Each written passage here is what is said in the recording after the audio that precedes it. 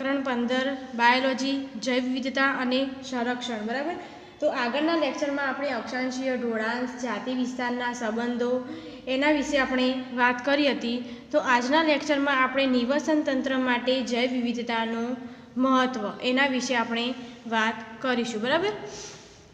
કે જો કોઈ સમુદાય હોય એમાં સમુદાયમાં જાતિની સંખ્યા એ નિવસન તંત્રની કામગીરી માટે મહત્વપૂર્ણની બાબત છે. બરાબર. પણ જેના માટે પરિસ્થિતિવિદો એક ચોક્કસ જવાબ આપી શક્યા નથી. સમુદાયમાં જાતિની સંખ્યા હોય એ નિવસન તંત્રની કામગીરી માટે મહત્વપૂર્ણ બાબત છે, પરંતુ આ જે સવાલ છે, બરાબર, કે એ પરિસ્થિતિવિદો પણ એક ચોક્કસ જવાબ આપી શક્યા નથી. તો પરિસ્થિતિવિદો એવું માનતા હતા કે વધુ જાતિઓ ધરાવતા સમુદાયો સામાન્ય રીતે ઓછી જાતિઓ ધરાવતા સમુદાયો કરતાં વધારે સ્થિર વલણ ધરાવે છે. બરાબર. કે જ્યાં વધુ સમુદાય હોય તે વિસ્તાર સ્થિર હશે. બરાબર. કે ત્યાં જાતિઓ લુપ્ત થવાનું પ્રમાણ ઓછું હશે, અને જ્યાં ઓછી જાતિઓ ધરાવતો સમુદાય હશે ત્યાં જાતિઓ લુપ્ત થવાનું પ્રમાણ વધારે હશે. બરાબર. એટલે કે પરિસ્થિતિવિદો એવું માનતા હતા કે વધુ જાતિઓ ધરાવતા સમુદાયો એ સામાન્ય રીતે ઓછી જાતિઓ ધરાવતા સમુદાયો કરતાં વધારે સ્થિર વલણ ધરાવે છે. બરાબર. પછી આગળ જોઈએ કે એક સ્થિર સમુદાય કે એક જૈવિક સમુદાય માટે સચોટ સ્થિરતા શું છે, એ પ્રશ્ન છે. કે આપણને એવું પ્રશ્ન થાય કે એક જૈવિક સમુદાય માટે સચોટ સ્થિરતા શું છે. તો કે એક સ્થિર સમુદાયે તેની ઉત્પાદકતામાં વર્ષે વર્ષે ઘણો ફેરફાર થવો જોઈએ નહીં, અને તે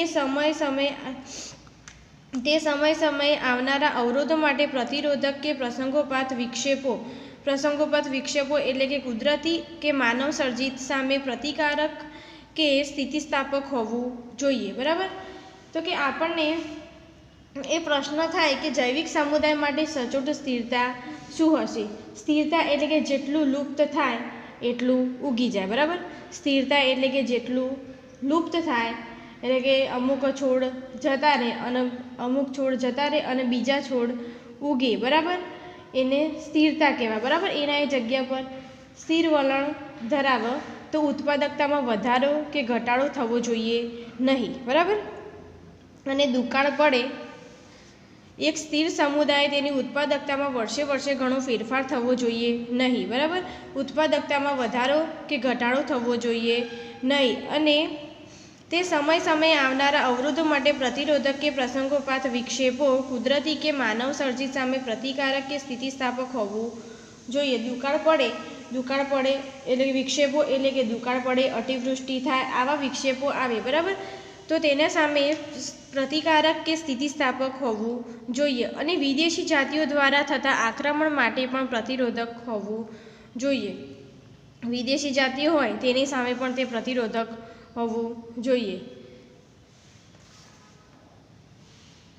પછી આપણે જાણતા નથી કે આ લક્ષણો સમુદાયમાં જાતિ સમૃદ્ધિ સાથે કેવી રીતે જોડાયેલા હશે, પરંતુ ડેવિડ ટિલમેન જે વૈજ્ઞાનિક છે એના પ્રયોગશાળાની બહાર ભૂખંડો એટલે કે મોટા વિસ્તારોમાં લાંબા સમયના નિવસન તંત્રના પ્રયોગો આ વિષયે કેટલાક કામચલાઉ જવાબો પૂરા પાડે છે. એટલે કે ડેવિડ ટિલમેનને જોવા મળ્યું કે વધુ જાતિઓ ધરાવતા ભૂખંડો એ કુલ જૈવભારમાં વર્ષે વર્ષે ઓછી વિવિધતા દર્શાવતા હતા, અને ટિલમેને વધતી જતી વિવિધતા એ તેની ઉચ્ચ ઉત્પાદકતામાં ફાળો આપ્યો હતો. કે ડેવિડ ટિલમેને કીધું કે જેમ જેમ વિવિધતા વધે તેમ ઉત્પાદકતા પણ વધારો થાય છે. એટલે કે વિવિધતામાં જો વિવિધતા વધતી જતી વિવિધતા એટલે કે અલગ અલગ પ્રકારની વધારે વનસ્પતિ. બરાબર. તો હવે આપણે જોઈએ આગળ કે જાતિ સમૃદ્ધિ કેવી રીતે નિવસન તંત્રને સારું અને તંદુરસ્ત બનાવી રાખવામાં સહયોગ આપે. એટલે કે સમૃદ્ધ જૈવ વિવિધતા એ ફક્ત નિવસન તંત્રની તંદુરસ્તી માટે આવશ્યક નથી, પરંતુ આ ગ્રહ પર માનવ જાતિના લાંબા અસ્તિત્વ કે જીવન ટકાવી રાખવા માટે અનિવાર્ય છે. એટલે કે આપણે લાંબુ જીવન જીવવું હોય તો નિવસન તંત્રની તંદુરસ્તી આપણે જાળવી રાખવી પડશે, બરાબર. કે પછી આપણને પ્રશ્નો થાય કે એકદમ ઘટતા જતા દળની ગતિએ જાતિઓ ગુમાવી રહ્યા છીએ, આપણે જાતિઓ ગુમાવી રહ્યા છીએ અને કેટલીક જાતિઓ લુપ્ત થઈ જાય તો શું આ બાબત પણ આપણે ખરેખર મહત્ત્વની છે? જો દેશોમાં જાતિઓ લુપ્ત થાય એ આપણને તે મહત્ત્વની છે.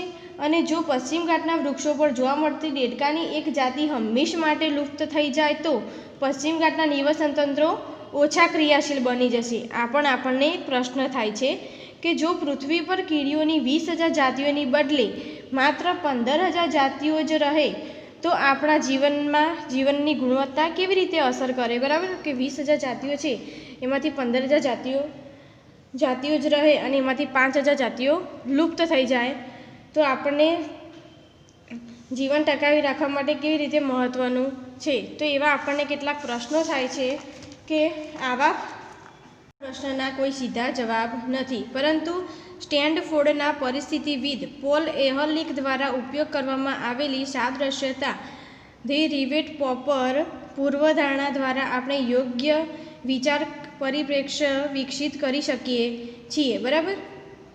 કે પોલ એહર્લિચ જે વૈજ્ઞાનિક છે એને ધ રિવેટ થિયરી આપી, બરાબર. આપણને એ કેટલાક ઉદાહરણ દ્વારા આપણને સમજાવ્યું છે કે એક વિમાન જેવા નિવસન તંત્ર, બરાબર. એક વિમાન જેવા નિવસન તંત્રના બધા જ ભાગોને હજારો ખીલ્લીઓના ઉપયોગ દ્વારા આપણે એકસાથે જોડવામાં આવે છે. એટલે કે વિમાન છે એમાંથી કોઈ ખીલ્લી આપણે કાઢી દઈએ તો એમાંથી કોઈ આપણને ફરક પડશે. એટલે કે રિવેટ્સ એટલે કે જાતિઓ, એમાંથી કોઈ ખીલ્લી આપણને જો જાતિઓ કોઈ લુપ્ત થઈ જાય તો આપણને કોઈ ફરક પડશે એવું આપણને કીધું છે. એટલે કે નિવસન તંત્ર એક વાયુયાન જેવું છે. વાયુયાન એટલે કે વિમાન જેવું છે જેમાં આપણે મુસાફરો જેવા છીએ, બરાબર.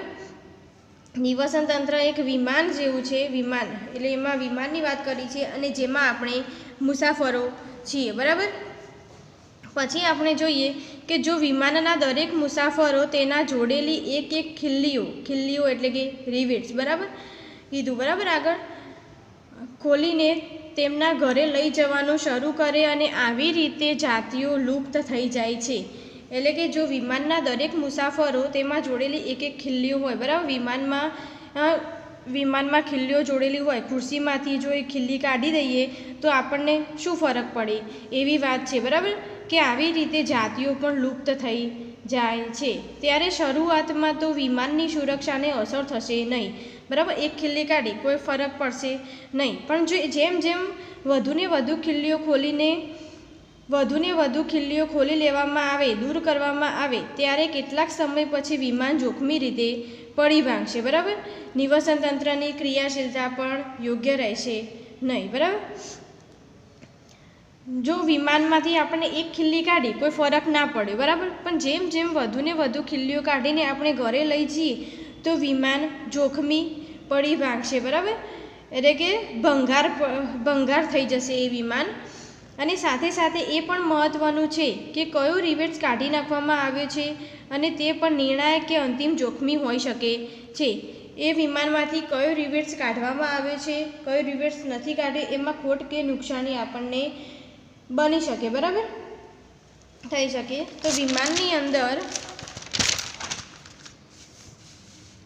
તો વિમાનની અંદરની બાજુએ બેઠકો કે બારીઓ પરના થોડા રિવેટ્સની નુકસાની કરતાં તેની પાંખો પર રહેલા રિવેટ્સની ખોટ કે નુકસાનીથી દેખીતી રીતે વિમાનને સલામતી માટે ગંભીર જોખમ છે. જો વિમાનના ઉપર પંખો હોય, એ પંખામાંથી જો રિવેટ્સ કાઢવામાં આવે તો વધારે નુકસાની કે ખોટ પડે છે, બરાબર. કે ચાવીરૂપ જાતિઓ કે નિવસન તંત્રની મુખ્ય ક્રિયાવિધિને સંચાલિત કરશે, બરાબર. એમાં જાતિઓ અને નિવસન તંત્રની પણ મુખ્ય ક્રિયાવિધિને આપણને સંચાલિત કરે છે, બરાબર. કે વિમાનના ઉપર જે પંખો હોય એ પંખામાંથી પણ જો રિવેટ્સ એટલે કે ખીલ્લીઓ કાઢી દેવામાં આવે, કોઈ બારીમાંથી કે પંખામાંથી જો ખીલ્લી કાઢી દેવામાં આવે તો એમાંથી ખોટ કે નુકસાની વધુને વધુ પડે, બરાબર, એ ગંભીર જોખમ છે. તો કે આ થિયરી જે છે એ વિમાનની પાંખોના રિવેટ્સની અહીં નિવસન તંત્રની મુખ્ય જાતિઓ સાથે તુલના કરવામાં આવી છે. આ જે થિયરી છે એ નિવસન તંત્રની મુખ્ય જાતિઓ સાથે તુલના કરવામાં આવી છે, બરાબર.